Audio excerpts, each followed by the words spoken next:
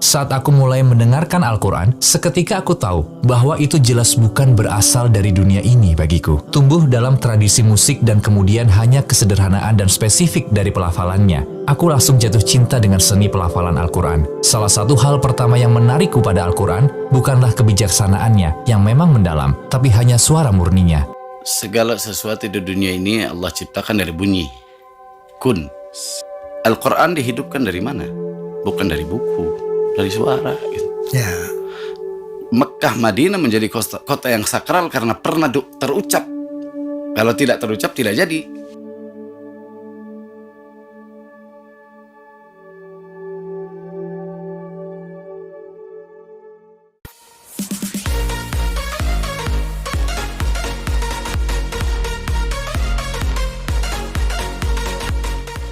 Assalamualaikum warahmatullahi wabarakatuh. Selamat datang kembali di Din Islam Channel. Suara atau bunyi adalah salah satu tanda kebesaran Allah yang hadir dalam berbagai aspek kehidupan. Baik dalam fenomena alam, pengalaman spiritual, hingga pengaruhnya terhadap jiwa manusia. Dalam video ini, kita akan membahas bagaimana bunyi menjadi bukti keagungan ilahi dari berbagai perspektif. 1. Bunyi sebagai tanda keagungan Allah dalam alam semesta. Allah berfirman dalam Al-Quran, dan di antara tanda-tanda kebesarannya ialah penciptaan langit dan bumi serta perbedaan bahasamu dan warna kulitmu. Sungguh, pada yang demikian itu benar-benar terdapat tanda-tanda bagi orang-orang yang mengetahui. Surat Ar-Rum ayat 22.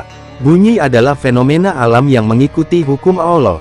Suara dihasilkan melalui gelombang yang merambat di udara atau medium lainnya, mencerminkan keteraturan dan keseimbangan ciptaannya.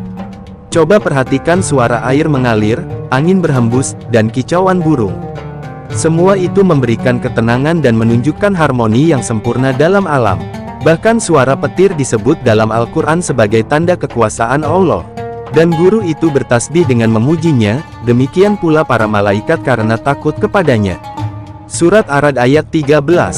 2. Suara dalam ritual ibadah. Selain sebagai bagian dari alam, suara juga berperan penting dalam ibadah dan spiritualitas Islam.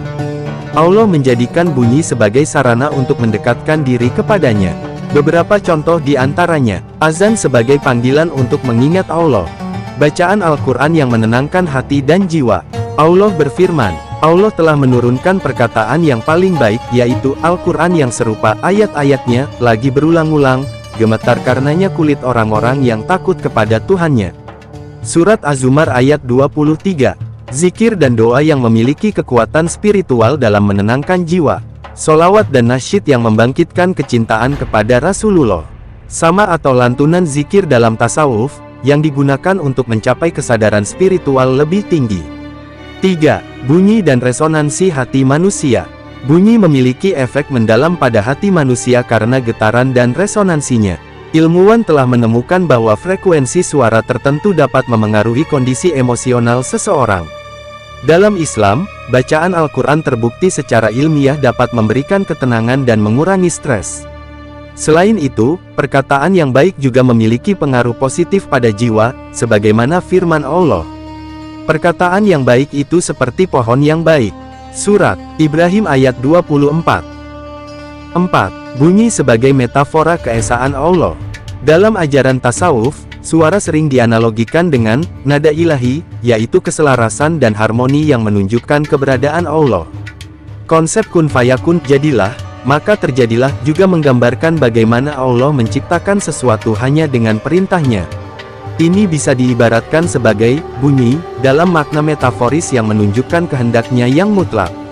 5. Pengaruh suara terhadap jiwa dan psikologi.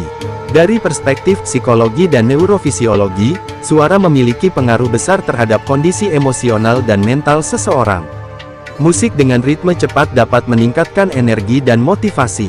Musik dengan tempo lambat dapat menenangkan pikiran dan menurunkan stres. Frekuensi tertentu seperti binaural beats dan solfeggio frequencies digunakan untuk meningkatkan fokus, relaksasi, dan penyembuhan. Frekuensi 432 Hz dan 528 Hz diyakini memiliki efek menenangkan dan memperbaiki keseimbangan emosional. Terapi suara menggunakan metode seperti mantra, gong, dan singing bowl untuk membantu penyembuhan dan meditasi. Dari sudut pandang ilmiah, pengaruh suara terhadap otak dapat dijelaskan dengan aktivasi sistem limbik yaitu pusat emosi di otak, dan pelepasan hormon seperti dopamin dan serotonin, yang mempengaruhi perasaan bahagia dan relaksasi. Kesimpulan, pemahaman tentang gelombang suara dan resonansi bukan hanya bermanfaat dalam ilmu fisika, tetapi juga dalam kesehatan, spiritualitas, dan keseimbangan emosional manusia. Dengan merenungi suara dalam kehidupan, kita semakin menyadari kebesaran Allah yang Maha Kuasa. Pengaruh suara dan zikir terhadap jiwa dalam Islam. Suara dan zikir memiliki pengaruh besar dalam kehidupan spiritual seorang Muslim. Dalam banyak hadis, Rasulullah menekankan pentingnya suara yang indah, manfaat berzikir, serta dampak positif dari mendengar dan melantunkan bacaan yang baik. 1. Keindahan suara dalam Islam. Islam mengajarkan bahwa suara yang indah dapat menambah kehusyukan dalam ibadah. Rasulullah mengapresiasi mereka yang membaca Al-Quran dan mengumandangkan azan dengan suara yang merdu. Hiasilah Al-Quran dengan suaramu, karena suara yang indah menambah keindahan Al-Quran. Hadits riwayat Abu Dawud dan An-Nasai. Seorang muazin akan mendapatkan ampunan sejauh suaranya terdengar, dan setiap yang mendengarnya, baik benda mati maupun makhluk hidup, akan menjadi saksi baginya pada hari kiamat. Hadits riwayat Bukhari dan Muslim. Ini menunjukkan bahwa suara memiliki peran penting dalam menyebarkan seruan kebaikan dan mendekatkan manusia kepada Allah.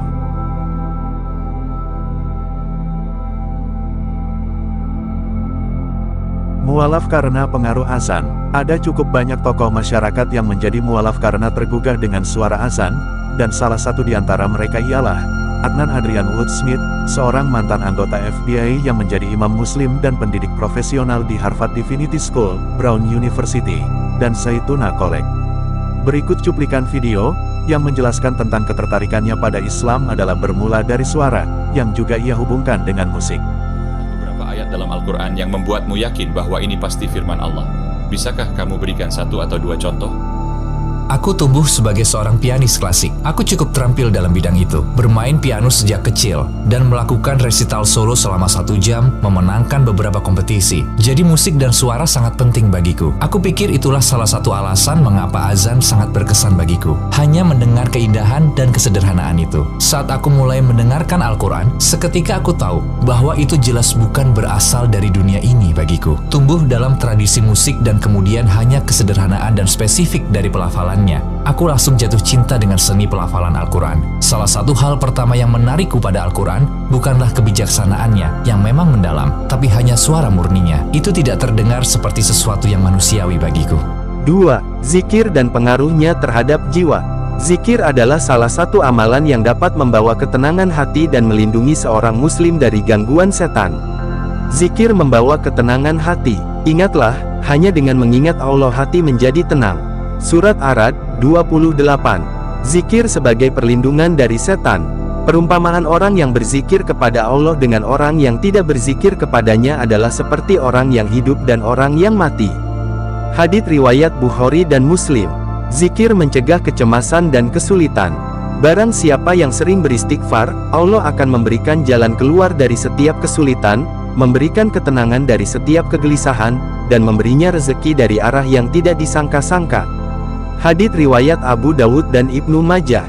Zikir bukan hanya memberikan ketenangan, tetapi juga menjadi sumber perlindungan dan keberkahan dalam kehidupan sehari-hari. 3. Pengaruh bacaan Al-Quran dan zikir dalam kehidupan. Mendengarkan dan membaca Al-Quran secara rutin memiliki banyak manfaat spiritual dan psikologis, diantaranya ialah: pertama, bacaan Al-Quran membawa kedamaian. Tidaklah suatu kaum berkumpul di salah satu rumah Allah untuk membaca kitabullah dan mempelajarinya bersama, melainkan akan turun kepada mereka ketenangan, mereka diliputi rahmat, dikelilingi para malaikat, dan Allah menyebut mereka di hadapan makhluk yang ada di sisinya.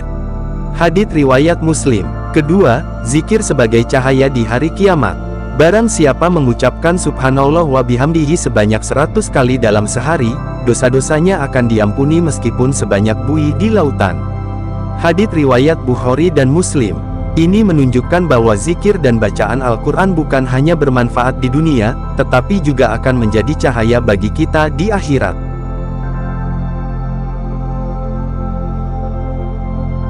Dalam tradisi tasawuf, suara bukan hanya fenomena fisik, tetapi juga memiliki makna spiritual yang mendalam. Konsep nada ilahi mengacu pada harmoni suara yang mencerminkan kebesaran Allah dan hubungan antara makhluk dengannya. 1. Nada ilahi sebagai manifestasi ketuhanan. Suara sebagai asal-usul penciptaan. Beberapa ajaran sufi meyakini bahwa penciptaan terjadi melalui firman atau suara Allah, sebagaimana firman-Nya. Sesungguhnya urusannya apabila Dia menghendaki sesuatu, Dia hanya berkata kepadanya, jadilah. Maka jadilah ia. Surat Yasin ayat 82. Sufi menafsirkan ayat ini sebagai bukti bahwa segala sesuatu di alam semesta memiliki asal-usul dari getaran ilahi atau kalimat kun yang merupakan bentuk nada ilahi. Segala sesuatu di dunia ini Allah ciptakan dari bunyi kun. Sebuah bunyi gitu. Sehingga kita Allah meletakkan buat masing-masing berperan. Kebetulan saya Allah kasih berperan dalam membunyikan namanya dengan gambus. Alhamdulillah, bisa bersyukur aja. Karena kita coba yang lain nggak berhasil gitu. Jadi ya tujuannya itu kembali kepada, menurut dia semua dari suara, dari kun. Kun itu suara Allah kan. Jadi gitu. Fa idza arada syai'an ayaqula lahu kun fayakun. Kalau Allah menghendaki sesuatu cuma dibilang kun, jadi fayakun. Dan kita bisa fayakun. Ya, kita bisa kaji juga. Al-Quran dihidupkan dari mana? Bukan dari buku, dari suara gitu. Ya. Mekah Madinah menjadi kota yang sakral karena pernah terucap. Kalau tidak terucap tidak jadi. Jadi semua dari suara. Ustaz. Nah, ini kajian di Indonesia, ini kajian Indonesia gitu. Ya, ini sufi. 2. Sama atau mendengar dalam tradisi sufi. Dalam praktik sufi, samak adalah ritual mendengarkan musik atau nyanyian rohani untuk mencapai ekstase spiritual dan mendekatkan diri kepada Allah. Seorang sufi besar, Rumi, berkata, dunia ini dipenuhi dengan suara Tuhan. Hanya mereka yang mendengar dengan hati yang dapat memahaminya. Melalui samak, para sufi membiarkan diri mereka tenggelam dalam ritme dan suara yang membawa kesadaran menuju Tuhan. 3. Nada ilahi dalam musik dan zikir sufi. Beberapa bentuk nada ilahi dalam praktik sufi meliputi: pertama, kawali dan nasyid. Di India dan Pakistan, kawali adalah musik sufi yang penuh dengan syair cinta kepada Tuhan.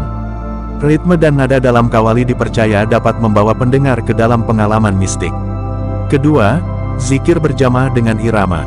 Dalam beberapa tarekat sufi, zikir dilakukan dengan ritme tertentu, seperti zikir ya atau suara keras dalam tarekat Naqsyabandiyah. Zikir rifaiyah yang dilakukan dengan tarian dan suara yang menggema. Ibn Arabi, seorang sufi besar, mengatakan, setiap atom di alam ini berzikir dengan namanya, dan dalam setiap zikir ada nada ilahi yang menghubungkan hamba dengan Tuhan. 4. Nada ilahi dan musik alam semesta. Beberapa sufi mengajarkan bahwa alam semesta ini memiliki harmoni suara tersembunyi, yang dikenal sebagai musik alam semesta. Konsep ini mirip dengan musika universalis dalam filsafat Yunani, tetapi dalam Islam dikaitkan dengan zikir makhluk. 3 keyakinan utama dalam konsep ini adalah: pertama, alam semesta berzikir kepada Allah melalui gelombang energi dan getaran. Kedua, manusia memiliki frekuensi spiritual yang dapat selaras dengan Tuhan melalui zikir dan ibadah. Ketiga, nada hati yang suci dapat membangkitkan kesadaran ruhani dan mendekatkan diri kepada Allah. Kesimpulan, suara, zikir, dan bacaan Al-Quran memiliki pengaruh mendalam terhadap kehidupan spiritual seorang muslim. Dalam Islam, suara yang indah dapat memperindah ibadah, zikir membawa ketenangan hati, dan nada ilahi dalam tasawuf membantu manusia merasakan kehadiran Allah lebih dekat. Dari perspektif spiritual maupun ilmiah, suara memiliki kekuatan yang luar biasa, baik dalam menenangkan jiwa, menyembuhkan hati, maupun menghubungkan manusia dengan Sang Pencipta. Nada ilahi dalam sufisme adalah konsep tentang suara yang berasal dari Tuhan dan membawa makhluk kepadanya. Hal ini diwujudkan dalam zikir, samak, musik sufi, dan harmoni alam semesta. Para sufi percaya bahwa dengan mendengarkan dan meresapi suara-suara spiritual, seseorang bisa mengalami kedekatan dengan Allah secara mendalam. Seperti yang dikatakan Rumi, setiap suara yang kau dengar adalah gema dari panggilan Tuhan. Bukalah hatimu, dan dengarkan.